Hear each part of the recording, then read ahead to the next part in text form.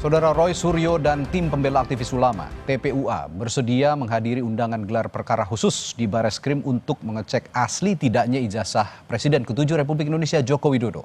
Namun mereka menolak dipanggil Polda Metro Jaya hari ini untuk mengklarifikasi soal tudingan ijazah Jokowi palsu. Polemik soal ijazah Presiden ke-7 RI Joko Widodo terus berlanjut. Penuding ijazah Jokowi palsu, Roy Suryo menolak memenuhi undangan Polda Metro Jaya untuk diklarifikasi hari ini. Roy menyebut secara hukum undangan dari Polda Metro Jaya itu tidak perlu dihadiri. Namun Roy menyebut ingin hadir di gelar perkara khusus Bareskrim untuk meneliti langsung ijazah Jokowi. Saya secara pribadi dan insya Allah bersama-sama dengan Pak Rizal Fadilah, Bu Kurnia Triroyani, Dr. Rismon Hasiolan Sianipar, kemudian juga Dr. Tifa dan Pak Prof. Egy Sujana, artinya orang-orang yang diundang besok saat klarifikasi pada hari Rabu di Polda Metro Jaya, kami sebenarnya siap 11.000 triliun %. Ya, kami siap, tapi kami sangat menghormati saran dan nasihat atau advice dari kuasa hukum kami. Karena secara hukum memang itu tidak perlu dihadiri.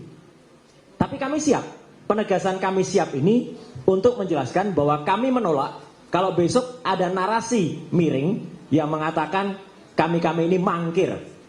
Kami justru lebih siap lagi pada hari Kamis lusa untuk membantu atau untuk membersamai tim pembela ulama dan aktivis dalam rangka gelar perkara khusus. Kuasa hukum Roy Suryo CS menyebut ada 2 panggilan berturut-turut dari kepolisian. Agenda pertama undangan klarifikasi dari Polda Metro Jaya pada 2 Juli. Kedua, undangan gelar perkara dari Bareskrim Polri pada 3 Juli yang ditujukan kepada tim pembela aktivis dan ulama. Kuasa hukum merasa Roy Suryo CS tak perlu memenuhi panggilan Polda Metro karena tak sesuai KUHAP. Sementara untuk gelar perkara khusus di Bareskrim, kuasa hukum berharap tidak hanya diikuti tokoh TPUA Egy Sujana dan Rizal Fadilah, melainkan juga melibatkan Roy Suryo dan Rismon Sianipar sebagai pakar untuk memeriksa langsung ijazah Jokowi. Dan undangan klarifikasi itu memang sudah diterima klien kami, Pak Rizal Fadilah, yang sebenarnya juga diterima oleh Bang Egy Sujana, karena Bang Egy Sujana juga klien kami. Undangannya tanggal 3 Juli 2025, yakni hari Kamis. Jadi maraton nih, hari Rabu diundang klarifikasi, hari Kamis diundang Bareskrim untuk gelar perkara khusus. Ada permohonannya sudah jelas, kami ya mengajukan permohonan, di situ ada Bang Rizal Fadilah, ada Bang Azamkan, juga ada ahli-ahli yang kami harapkan ikut meneliti dokumen yang selama ini diperiksa oleh Bareskrim, yakni Dr. Roy Suryo dan Dr. Rismon Hasiolan. Sebelumnya Polda Metro Jaya menyebut sedang mengumpulkan fakta dan juga meminta keterangan setidaknya 7 ahli. Setelah lengkap, Polda bakal melakukan gelar perkara dugaan berita bohong dan pencemaran nama baik Joko Widodo. Penyelidik itu sedang mengumpulkan fakta-fakta, ya, fakta-fakta. Ada beberapa barang bukti yang juga sudah diamankan oleh tim penyelidik. Fakta-fakta ini kemudian dikumpulkan sehingga menjadi peristiwa yang utuh. Nanti akhirnya dilakukan gelar perkara. Kapan gelar perkaranya? Ini pertanyaan beberapa wartawan selalu seperti itu. Nanti setelah faktanya utuh dikumpulkan, baru dilakukan gelar perkara untuk menentukan apakah peristiwa yang sedang didalami ini ada dugaan tindak pidana atau tidak. Kepolisian diharapkan bisa bergerak cepat mengakhiri polemik soal ijazah milik Jokowi. Semua pihak harus tunduk pada proses hukum yang berlaku. Tim Liputan Kompas TV. Saudara Roy Suryo dan TPUA hanya bersedia mengikuti gelar perkara khusus di Bareskrim Polri dan menolak undangan Polda Metro Jaya untuk diklarifikasi soal ijazah Jokowi. Nah, kita akan bahas soal ini, termasuk soal gelar perkara khusus yang akan digelar Polda Metro Jaya besok bersama Wakil Ketua Umum Tim Pembela Aktivis dan Ulama Rizal Fadilah dan juga anggota Komisi Kepolisian Nasional Kompolnas Republik Indonesia Muhammad Khairul Anam. Assalamualaikum, selamat malam Bapak-Bapak. Waalaikumsalam warahmatullahi wabarakatuh. Selamat malam. Baik. Selamat malam. Assalamualaikum. Sehat selalu. Baik, saya ke Pak Rizal dulu. Pak Rizal, saya konfirmasi soal Ya. gelar perkara khusus di Bareskrim. Itu sebenarnya Ya. siapa saja yang diundang dan memang akan datang semuanya ya besok ya? Ya, yang diundang di situ Ketua TPUA, Prof. Egy Sujana dalam kurung TPUA. Nah, kalau tidak bisa boleh dan atau wakil, gitu kan? Ada dan atau berarti dan itu bisa jumlah lebih dari satu, gitu kan? Kalau mau alternatif ya ataunya.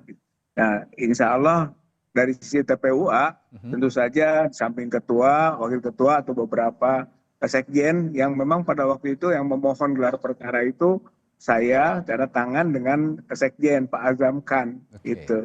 Jadi itu akan hadir. Kemudian kami sudah buat surat hari ini supaya juga bisa dihadiri oleh Dr. Roy Suryo dan Dr. Rismon ya, karena sejak awal ketika kita melakukan keberatan atas pengumuman Dirtipidum yang menghentikan penyelidikan itu sudah kita ajukan bahwa kami ingin mengajukan dua ahli itu gitu Dr. Roy Suryo dan Dr. Rismon Sianipar karena keduanya itu menjadi sumber dari dasar pengaduan kita ke pihak Bareskrim gitu. Jadi itu diajukan gitu. Dan kemarin pada waktu ketemu dengan Biro Wasidik juga itu disampaikan kembali dan menjadi catatan gitu. Tapi sampai sekarang keduanya belum mendapatkan surat undangan. Namun TPUA tetap mengajukan gitu kan bahwa di samping TPUA, Wakil Ketua dan Sekjen dan Mukibir itu ditambah dengan Dr. Roy Suryo dan Dr. Rismon Sianipar. Begitu, Pak. Oke, jadi dua nama itu Pak Roy Suryo dan Pak Rismon ini diajukan sebagai ahli. Kalau ada bicara tadi seperti itu ya, Pak Rizal? Ya, oleh TPUA karena Oleh TPUA. selama ini juga data-data yang kita masukkan ke pihak Bareskrim itu adalah hasil kajian kedua ahli itu. Oke, tapi apa kalau Roy Suryo atau Pak Rismon ini nggak ikut, apa hasil gelar perkara khususnya ini nanti bakal ditolak atau bagaimana? Kok Anda yakin sekali bahwa Ya, dua ahli ini harus dihadirkan dalam gelar perkara khusus gitu, Pak Rizal? Oh iya, karena sampai adanya proses penyelidikan itu bukti-bukti yang kita masukkan antara lain bukti-bukti dari kedua ahli ini gitu, sehingga berjalan gitu proses penyelidikan. Dan kita sudah mengajukan, katakanlah dalam penyelidikan itu keduanya harus ikut diminta keterangan gitu. Tapi kok ternyata tidak ada gitu keterangan dari keduanya, tidak pernah diminta, tiba-tiba dihentikan saja penyelidikan. Oleh karena itu opsinya adalah ya sudah kita akan masukkan kedua nama ini untuk kalau gelar perkara khusus dikabulkan. Nah, sekarang gelar perkara khusus dikabulkan begitu, Pak. Ini saya ingin menegaskan juga atau sekaligus Anda juga bisa menjelaskan. Kalau dalam kasus hukum biasanya kan gelar perkara biasa begitu. Nah, ini yang diajukan oleh TPUA ini kan gelar perkara khusus. Bisa dijelaskan nggak sih kenapa apa yang dimaksud dengan gelar perkara khusus yang diminta oleh TPUA ini dan mengapa penggugat menilai ini diperlukan begitu dalam kasus ini? Iya.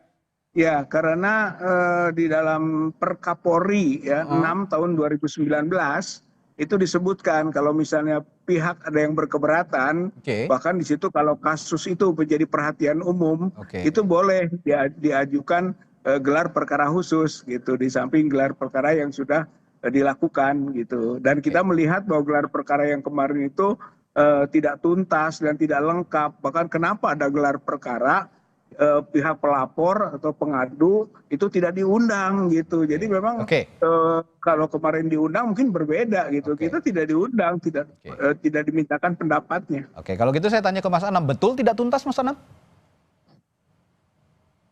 Begini posisinya, kan ini kan ada dua hal nih, satu gelar perkara khusus, satunya undangan klarifikasi ke Polda Metro Jaya. Nah, soal undangan klarifikasi ke Polda Metro Jaya, mau datang nggak datang itu adalah hak, ya, haknya yang diundang ya untuk melakukan klarifikasi.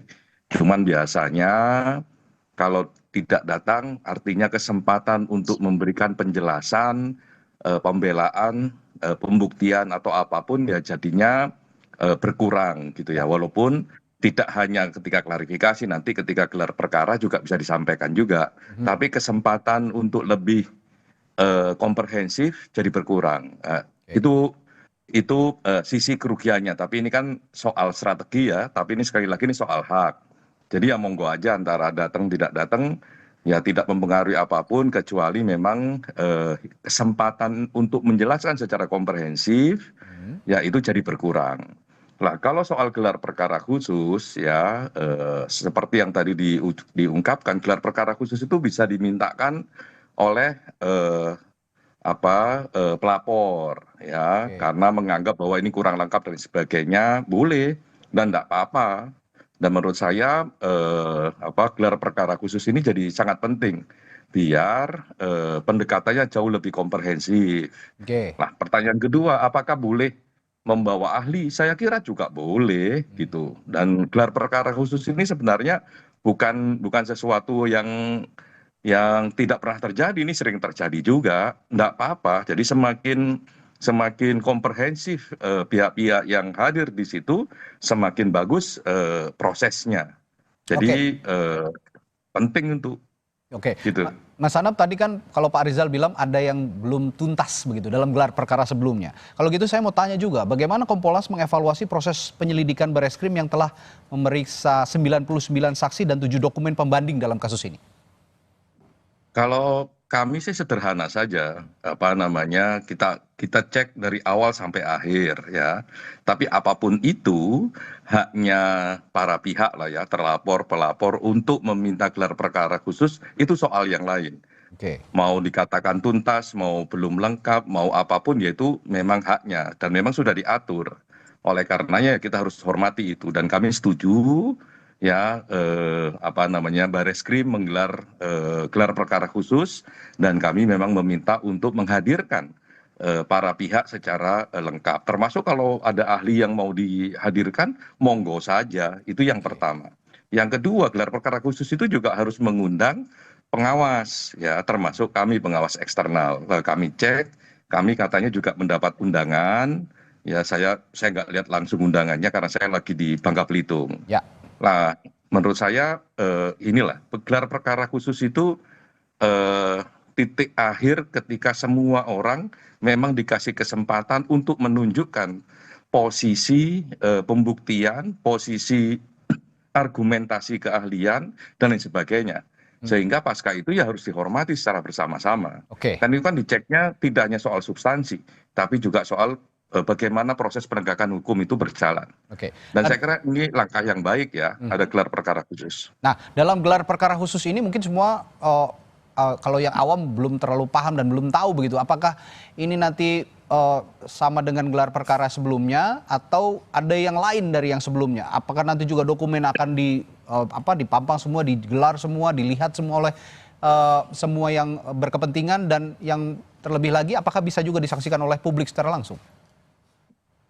Prinsip utamanya adalah di gelar perkara mau khusus maupun biasa adalah semua proses itu dipaparkan, semua hasil dari proses dipaparkan baru dinilai. Lah bedanya kalau gelar perkara khusus salah satunya adalah ada permintaan dari para pihak. Kalau di sini ada pihak pelapor yang mengatakan bahwa ini kurang lengkap, ini kurang tuntas, boleh itu. Boleh untuk dimintakan kembali gitu, sehingga punya kesempatan untuk memberikan penjelasan kepada peserta gelar sebenarnya apa yang belum, apa yang sudah, atau apa argumentasi yang belum digunakan, apa yang sudah digunakan. Itu saja sebenarnya. Pak Rizal, kalau kemarin kan Bung Roy Suryo tuh mengatakan bahwa hari ini sebenarnya kan diundang oleh Polda juga ya untuk klarifikasi begitu. Nah, tapi menolak untuk hadir. Kemarin alasannya kalau Pak Roy Suryo ini secara hukum tidak diperlukan untuk hadir. Tapi saya ingin tanya juga dari Pak Rizal pandangannya, menolak undangan dari Polda hari ini kenapa sih kira-kira? Ya, sebagaimana tadi disampaikan Pak Khairul Anam, saya kira itu gambaran tentang satu hak ya, hak untuk bisa hadir atau tidak dengan segala konsekuensinya bagi kepentingan pemahaman tentu saja. Tapi penolakan itu adalah karena memang ini kebetulan yang poin utamanya hari besok adalah gelar perkara khusus yang menyangkut tentang bisa diuji dokumen dokumen Joko Widodo itu ijazahnya, sehingga menurut saya atau menurut kami juga itu lebih penting dulu gitu. Sementara yang disebut pelaporan di Polda itu derivat gitu, itu ikutan gitu, soal pencemaran, soal ujaran kebencian, bohong, itu kan ikutan dari yang dianggap kita melakukan tuduhan yang tidak sesuai atas status ijazahnya. Jadi yang lebih pokok seharusnya adalah yang ijazah dulu itu. Jadi itu sebetulnya yang paling poin utamanya. Jadi jangan dulu yang derivatnya dulu, baru yang derivatnya pokok, dulu. yang pokok dulu gitu. Jadi kalau kata Mas Anam tadi sempat nyinggung juga, ini bagian dari strategi hukum gitu ya Pak Rizal ya? Ya saya kira itu boleh saja kita melakukan langkah-langkah yang kira-kiranya sesuai dengan aturan hukum juga gitu. Kalau strategi juga harus berbasis aturan hukum, nggak bisa seenaknya. Oke. Yang paling penting silakan. sebenarnya begini, kesempatan untuk menjelaskan pembelaan oleh siapapun ya yang dituduh, dan kesempatan melakukan pembelaan terhadap apapun yang dilaporkan itu juga penting. Termasuk juga penting juga mengkontestasi dengan apa yang dilakukan oleh kepolisian, apa yang sudah didapat, caranya bagaimana dan sebagainya. Sehingga itu lebih komprehensif, dan saya kira langkah positif dengan gelar perkara khusus ini ya penting untuk dimanfaatkan oleh semua pihak. Nah itu poinnya, termasuk nanti kami akan cek Kompolnas kalau diundang pasti akan datang. Terakhir ke Mas Anam, dalam gelar perkara khusus, bagaimana kepolisian harusnya meyakinkan prosesnya sehingga tidak ada lagi pertanyaan soal gugatan begitu? Kalau selama ini kan masih ada pertanyaan-pertanyaan soal itu gitulah dari pihak kepolisian.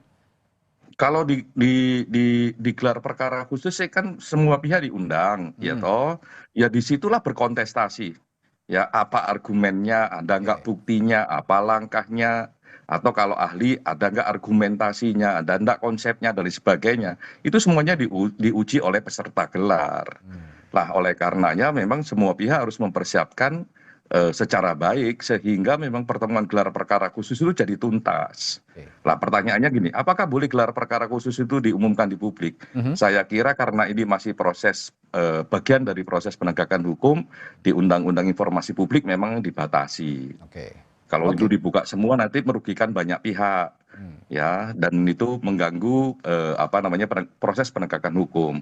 Tapi kalau pertanyaannya, apakah hasilnya bisa diumumkan? Saya kira harus diumumkan ke publik, biar publik juga mendapatkan informasi seterang-terangnya. Dan yang pasti prosesnya tidak ada yang terlewat seperti tuntutan yang diinginkan oleh teman-teman dari TPUA begitu ya, Mas Anam ya? Iya, kalau gelar perkara khusus saya kira sudah tidak ada lagi ini nggak dilibatkan, ini belum disampaikan, nggak bisa begitu. Kesempatan emasnya itu di situ. Kesempatan emasnya di situ. Baik, kita nantikan besok ada gelar perkara khusus dan nanti mudah-mudahan hasilnya juga bisa diterima oleh semua pihak dan bisa menuntaskan kasus ini secara terang benderang dan tuntas begitu ya. Baik, terima kasih Wakil Ketua Umum Tim Pembela Aktivis dan Ulama Rizal Fadilah dan sama-sama Pak Khairul Anam. Selamat malam, assalamualaikum. Sama-sama. Terima kasih banyak. Saudara, setelah jeda kami punya topik lain yang akan dibahas. KPK membuka peluang untuk memeriksa siapa saja termasuk Gubernur Sumatera Utara Bobi Nasution terkait proyek jalan di Mandailing Natal, Sumatera Utara yang kini tengah diusut. Besar lengkapnya kami hadirkan bersama rekan saya, My Sister Tarigan setelah jeda. Sampai Indonesia Malam.